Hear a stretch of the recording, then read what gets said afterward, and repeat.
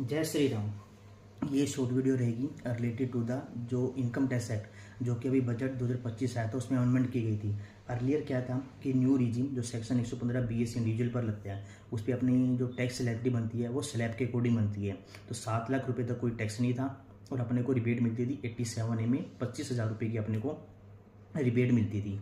ठीक है, अब वो अभी जो ITR अपनी जाएगी जिसकी ड्यू डेट 31 जुलाई है, जिसकी ऑडिट नहीं होती, मीन्स जो सैलरीड इंडिविजुअल है जिनकी सैलरी इनकम होती है उसकी ड्यू डेट 31 जुलाई है, तो फाइनेंशियल 24-25 की ITR फाइल करेंगे।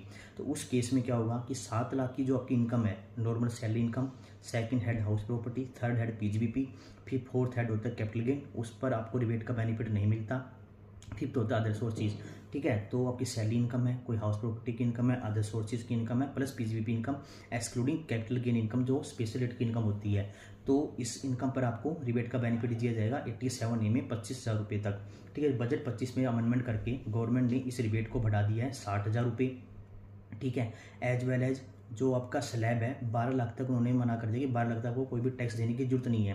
तो बजट 25 एप्लीकेबल होता है 1 अप्रैल 25 से, मीन्स फाइनेंशियल ईयर 25-26 से एप्लीकेबल होगा। मीन्स जो 25-26 की ITR जुलाई 26 में जाएगी उस ITR में आपको 12 लाख रुपये तक कोई भी टैक्स देने की रिक्वायरमेंट नहीं है।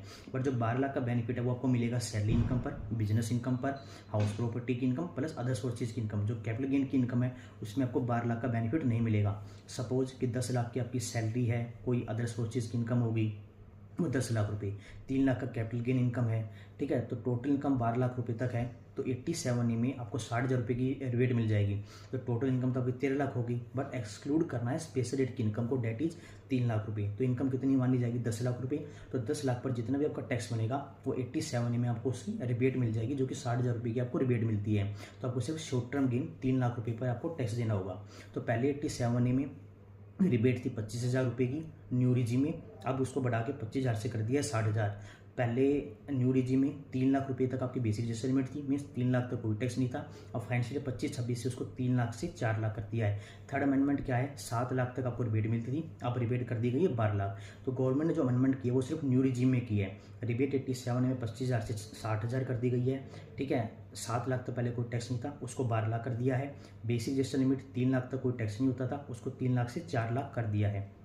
ठीक है, ये जो अमेंडमेंट है फाइनेंशियल 25-26 से एप्लीकेबल होगा। ओल्ड रिजीम में कोई भी गवर्नमेंट ने चेंज नहीं किया है। ठीक है, तो इसके अकॉर्डिंग अब फाइनेंशियल 25-26 स्टार्ट हो चुका है। अब आप टैक्स प्लानिंग कर सकते हैं न्यू रिजीम में कि आपको ओल्ड में जाना है या न्यू रिजीम में जाना है।